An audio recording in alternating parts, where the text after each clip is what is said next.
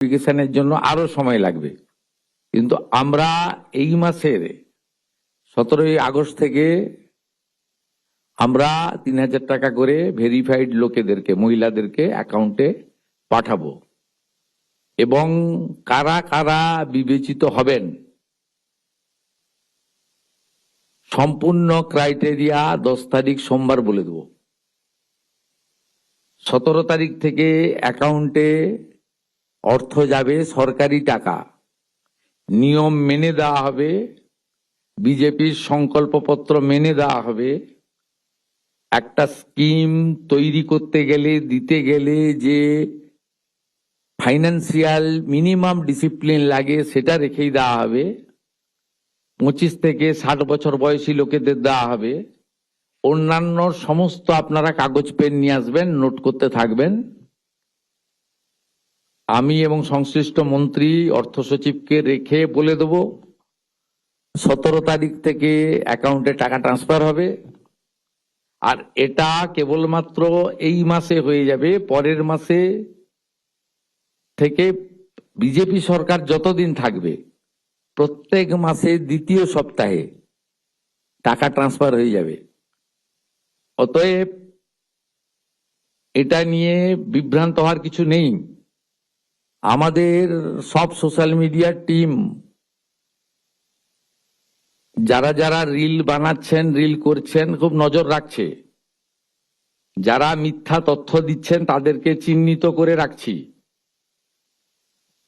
মিথ্যা তথ্য যারা দিচ্ছেন তাদের বিরুদ্ধেও আইনগত ব্যবস্থা হবে। জনগণকে বিভ্রান্ত করার কোনো কারণ নেই। মহিলারা পশ্চিমবঙ্গে যেহেতু কাজ নেই, অর্থ নেই, বাড়িতে পরিযায়ী শ্রমিক, এবং এই অর্থটা মোটামুটি একটা কোনো কাজ না করেই একটা অর্থ বিজেপি এটা দিবে বলেছে, জনগণ এটা স্বীকার করেছে, বিজেপি এটা দেবে। আমি তো কমিটেড, আমি চিফ মিনিস্টার, পাওয়ার যোগ্য লোকরা নিশ্চয়ই পাবেন। কিন্তু আমি দেখছি রিলগুলোকে পোস্ট যারা করছেন তারা কেউ বিজেপিকে ভোট দেননি। আমি বিখ্যাত করব, দুটো নাম বলে দেবো। আমি পাই নূর আলম, আপনি ভোট দেননি বিজেপিকে, আমি জানি আপনি কোনোদিন বিজেপিকে ভোট দেবেন না।